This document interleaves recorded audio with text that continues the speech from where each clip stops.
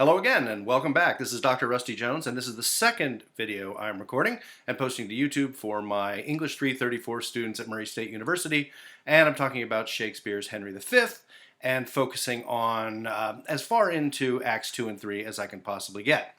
But I'm very happy to have posted these on YouTube because as of now, the first video is up to 123 views and I only have 23 students in the class, so that's gratifying. Someone's watching this and I appreciate that. So thank you very much, and I hope you enjoy what I have to say about Acts 2 and 3 of Shakespeare's Henry V. For my students, please realize that you have some discussion board questions coming up at the end of the week and some things that you need to respond to now that we're officially back from spring break, but also still being quarantined because of the current outbreak. So with that in mind, I had two different titles for the second video on Henry V, Acts 2 and 3. The first one is COVID-19, but I rejected that. Won't have that one. The second potential title for this second video is A Plague on All Our Houses. I like that one better. Anyway, on to Henry V. Students, on Canvas, you'll notice under week 11 that I have posted a secondary critical article that I want you to read and I want you to think about. So I'm going to introduce it to you here, use it as a context to talk about the few scenes from the next couple of acts that I want to discuss with you. And that hopefully will give you a kind of a framework to understand what I'm saying about these particular scenes. But that does not let you off the hook for reading the article. The article is Rabbit, Ducks, and Henry V by Norman Rabkin. Norman Rabkin's article is one of the more famous ones with regard to this play, so do read it, do check it out. But here basically is the context of what Rabkin is arguing, and then I'm going to position myself against what Rabkin says. So Rabkin takes in his title an aspect of Gestalt psychology, because you might ask yourself in this title, what do rabbits and ducks have to do with Shakespeare's Henry V? Well, Gestalt psychology is the basis for Rabkin's essay on Henry V. And you might ask yourself, what is Gestalt psychology? Well, I'm not a psychologist. So, let me just say, from what little I know about Gestalt psychology, is that the Gestalt approach tends to deal with the mind and behavior as a kind of unified whole. Gestalt psychologists are interested in the way that perception works in humans and the fact that we tend to take disparate elements and we tend to bind them together into a whole.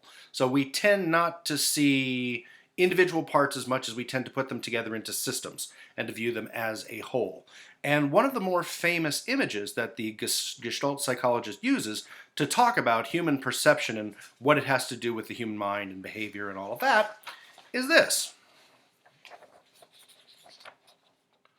So I'm going to hold this up for a second, and I'm going to ask you a question. What is it? Well, viewed one way, it's a little bunny, kind of looking up. See him there?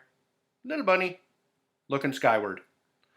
But if you look at it another way, it's a little ducky, looking off that direction.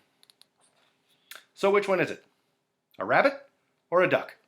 A bunny or a ducky? The Gestalt psychologist says, well, the answer is it's both, but you cannot see them both at the same time. This is either a bunny, as you see now, or it's a ducky, as you see now. But it cannot be both at the same time. The Gestalt psychologist says that that's part of human perception. What that has to do with Shakespeare's play is this.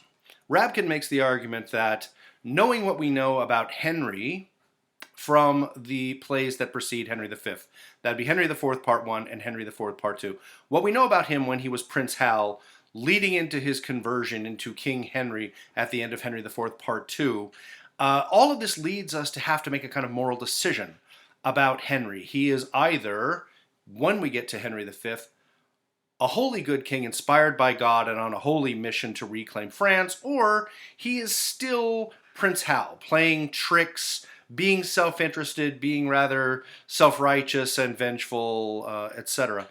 And Rabkin says that the play forces you into making a choice about this, that you cannot view him as both good and bad, inspired by God and self-interested. You have to make a choice.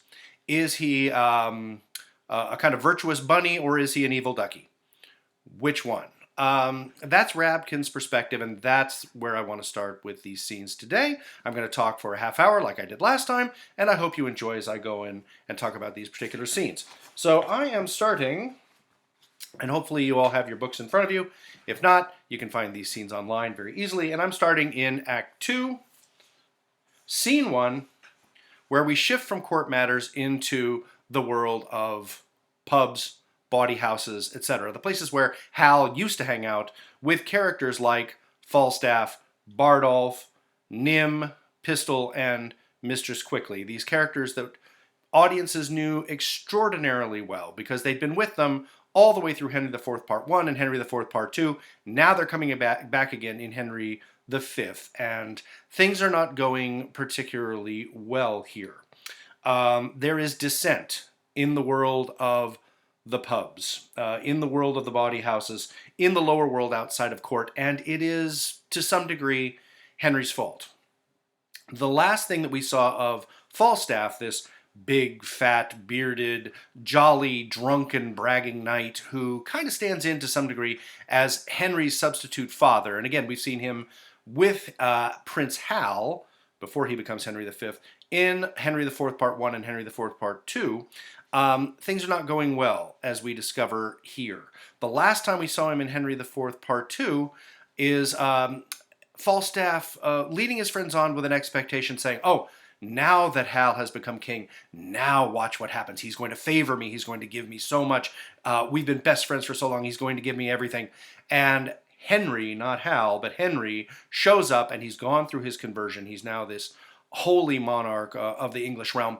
And what he says to Falstaff is really quite heartbreaking. He says, I know thee not, old man, fall to thy prayers. Basically just rejects him.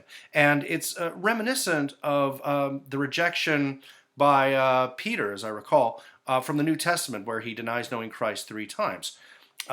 He is absolutely rejected by Henry. And it breaks Falstaff's heart. The effect on the audience is equally interesting. Logically, no, Hal cannot hang out with a drunken, bragging, lying, thieving, fat rogue like Falstaff as he becomes king. No more than he can continue to hang out with Pistol, who's another bragging knight, or Mistress Quickly, who used to run a bawdy house, or Nym, or Bardolph, another drunk. He just can't as the new monarch. And yet, since we've been with them for 2 plays, we absolutely love these people. And to watch him reject Falstaff like that is heartbreaking. We know audiences loved the bragging fat knight Falstaff. Legend has it that Elizabeth I loved the character so much that she said to Shakespeare, or someone close to Shakespeare, I would like to see a play in which Falstaff falls in love and he is bested by women. He is overthrown by women. And we have that play. It's Merry Wives of Windsor. Now, whether or not that legend is true or not, it doesn't really matter that much. Falstaff was popular enough to bring back and give his own play, which is Merry Wives of Windsor, where he's overthrown by the ladies. So, when we encounter Falstaff here, in Act 2, Scene 1 of Henry V, we don't even get to see him. We just talk about him.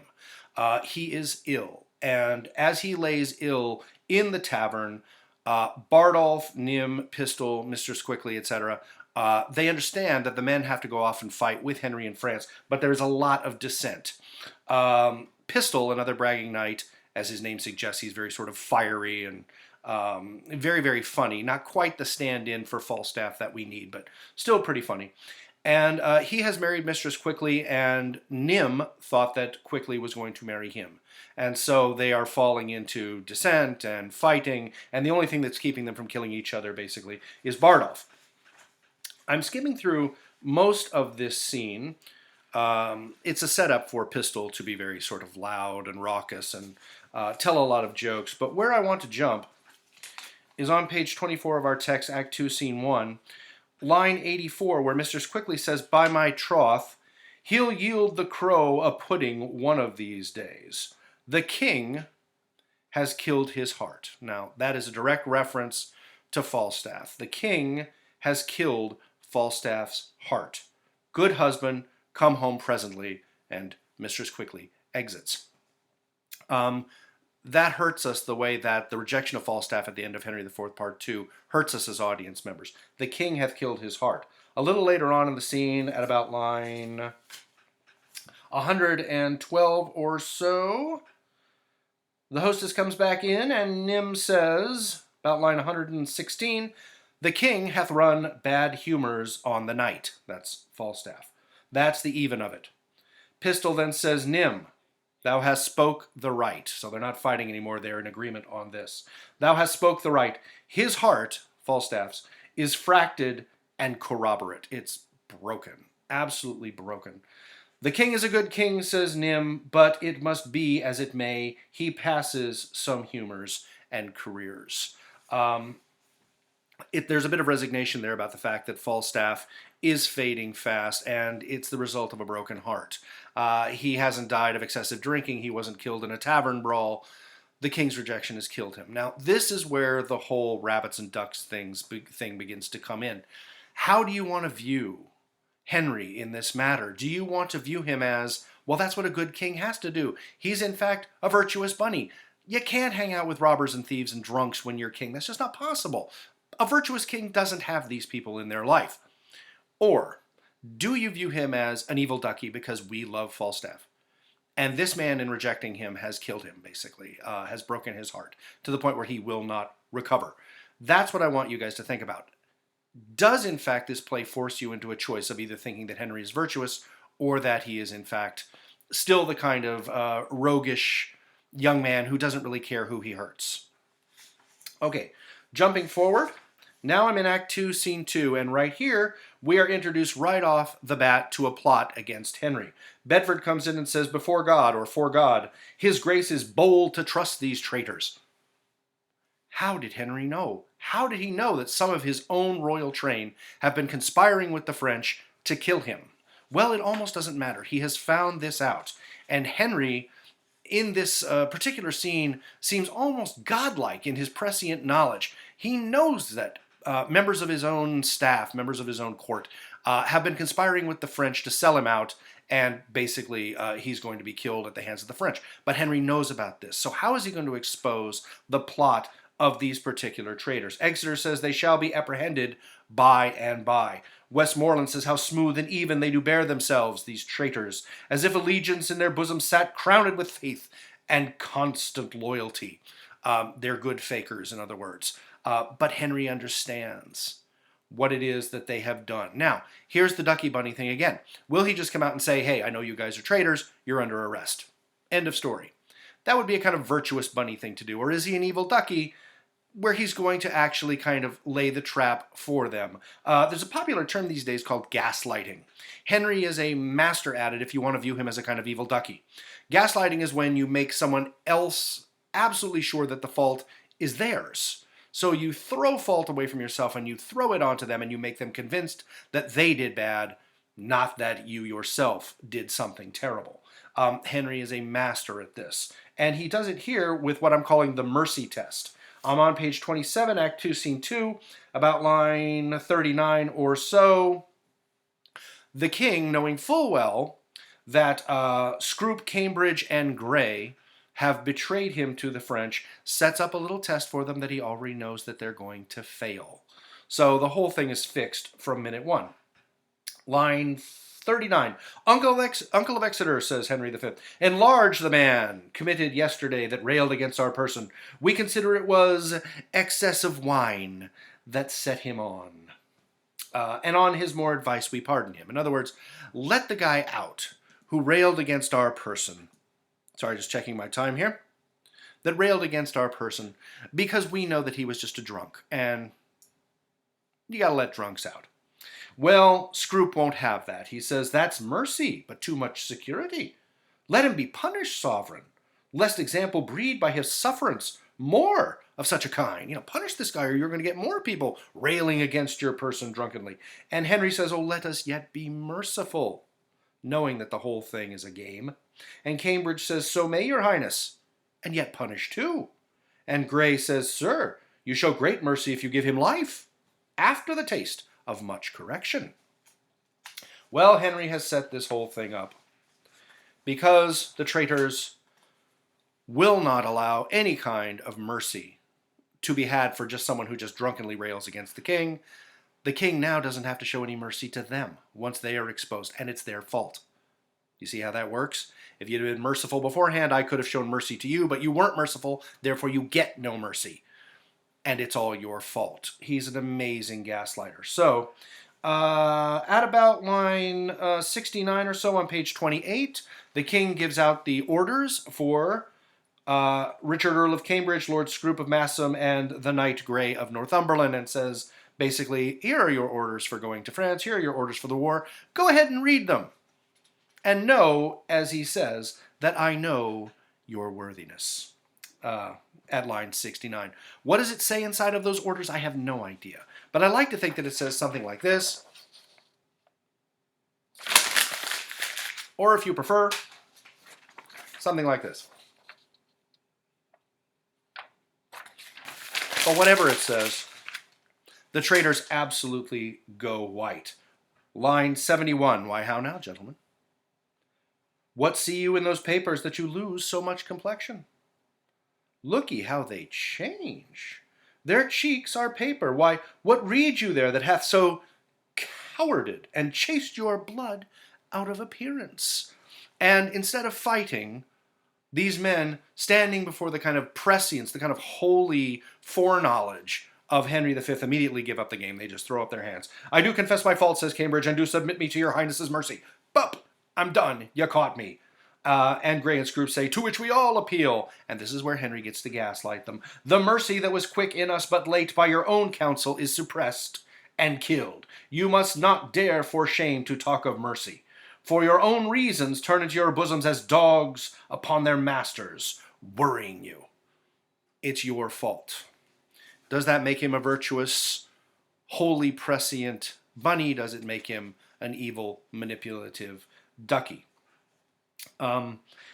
He goes so far, really, as to almost depict himself as God, as he continues to denounce the traitors in his midst. So now I'm at Act 2, Scene 2, page 30, line 127, and I'm going to read this section here to show you how, again, if you accept that the kings in Shakespeare's day, and queens as well, were God's representatives on earth, then fine, they can have a kind of holy presence. But it reads as, depending on how you want to view Henry, as a little bit prideful, a little bit excessive, that he depicts himself as God, and that these traitors are very much Adam and Eve, disobeying in the Garden of Eden and eating the apple, and disobeying God. It's another fall of man, he says. So man, as he has set them up, seemed so wonderful, seemed so dutiful, but there is nothing good in them. So this is a very kind of Old Testament speech that he is giving,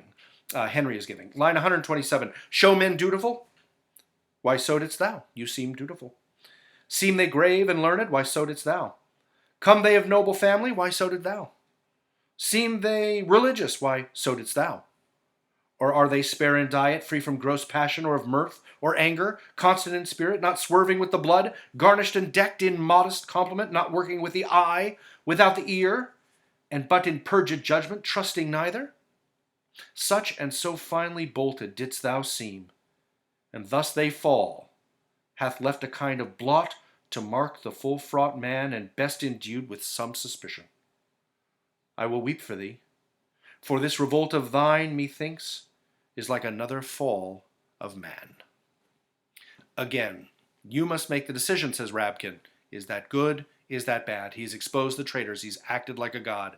Or is it a bit far? Is it a bit full of itself? Is it a bit too much? All right, let me check my time here. Doing good. Got about 10 minutes left here. Jumping forward a little bit more into Act 2, Scene 3. We hear that Falstaff in Act 2, Scene 3 is dead. And I want to take a moment and read you the hostess' speech, because again, you get Christian imagery here, which is rather surprising. We just got Henry as a kind of Jove or a kind of God betrayed by his own creation. And here we get Falstaff presented also in a very sort of Christian way, which for him is almost unbelievable because he's drunk, fat, lying, but so fun to be around. You know, he's the guy you invite to the party, and he drinks absolutely everything, and he steals from you, and he wrecks the prized porcelain lamp that your mother brought home from abroad, and yet you want him at the next party because he's so much fun. Well, the hostess, Mistress Quickly, in describing Falstaff's death to everyone, puts it in very, very sad terms. For Falstaff, Pistol says he is dead. And the hostess at line 10 describes Falstaff's passing in the following way. He made a finer end and went away, and if it had been any Christom child, he parted even just between 12 and 1, even at the turning of the tide. For after I saw him fumble with the sheets and play with flowers and smile upon his fingers' ends, I knew there was but one way. For his nose was as sharp as a pen, and he babbled of green fields. How now, Sir John, quoth I, what, man, be of good cheer. So he cried out, God, God, God, 3 or 4 times. Now I, to comfort him, bid him he should not think of God. I hoped there was no need to trouble himself with any such thoughts yet.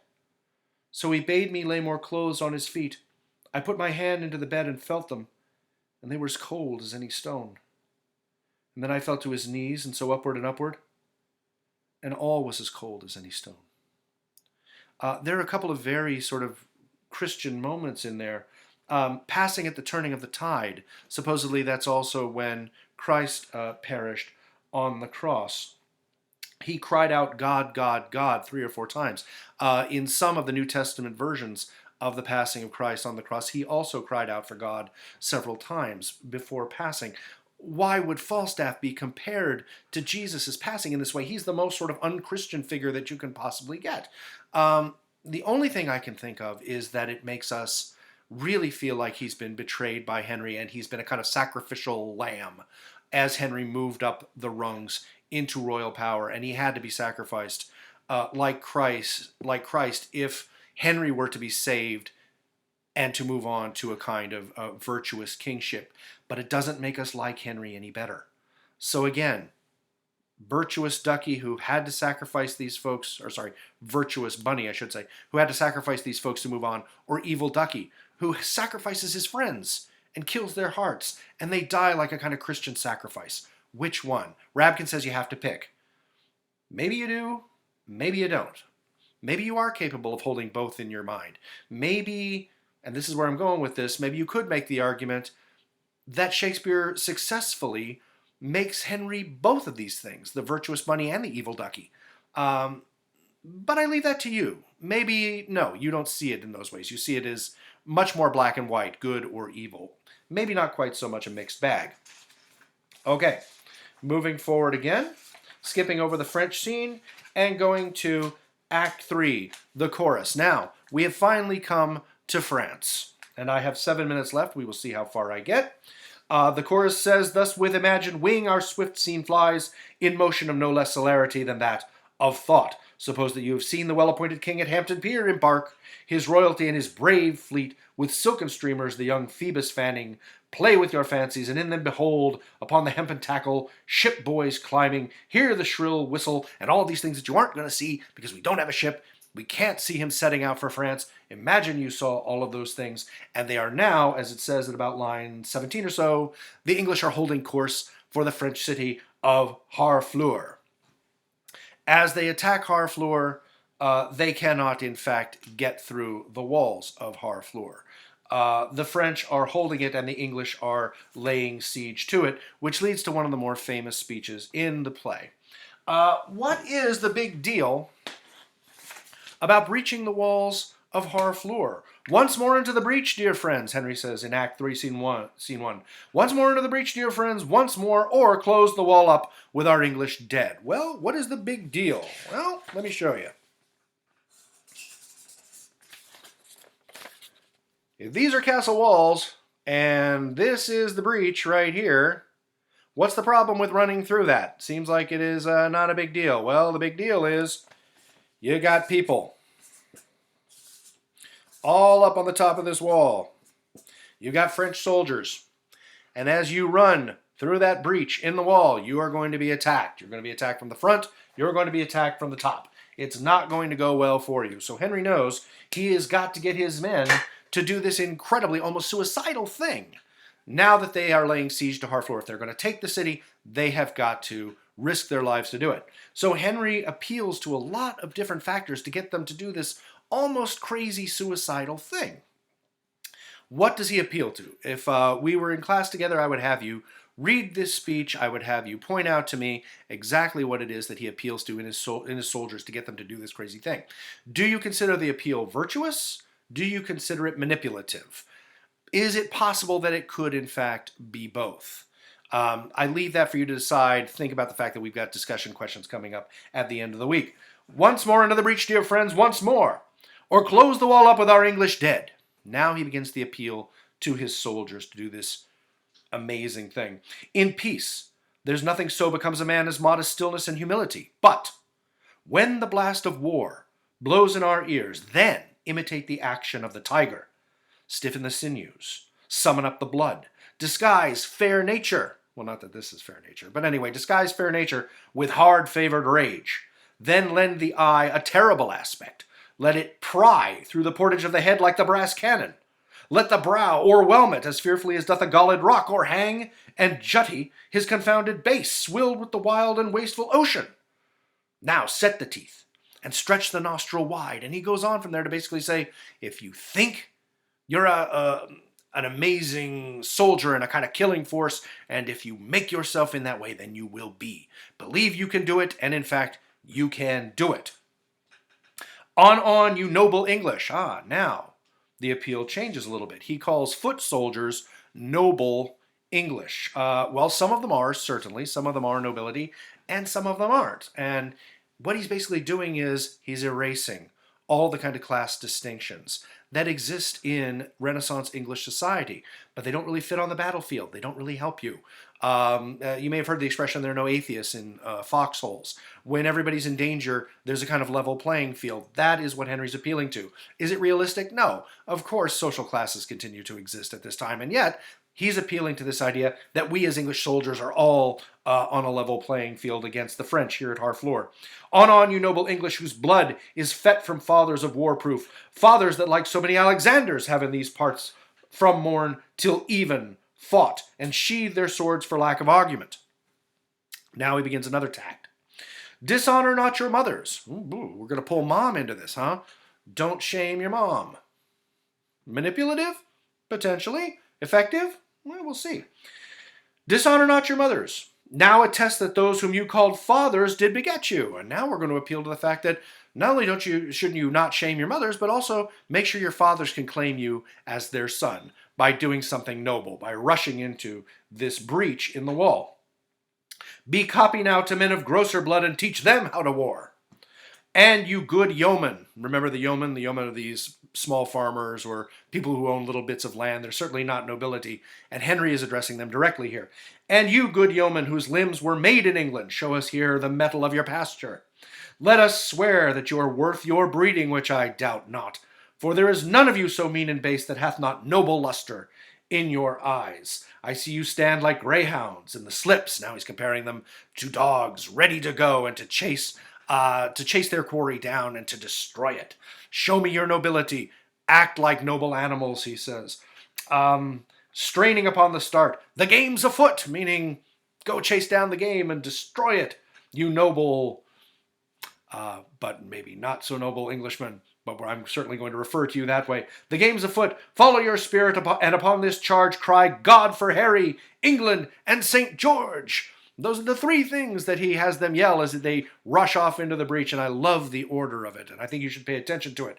Cry, God for Harry, me, England, your country, and the patron saint of England, St. George, in that order. So again, virtuous bunny or maybe a little manipulative, full of himself, evil ducky. I leave that for you to decide and for you to think about, and we're at the 30-minute mark, so I will stop here. And I will start up again for our Wednesday lecture with Act 3, Scene 3, still at Harfleur. Check it out, stay safe, and by all means, protect yourselves. This is Dr. Jones signing off.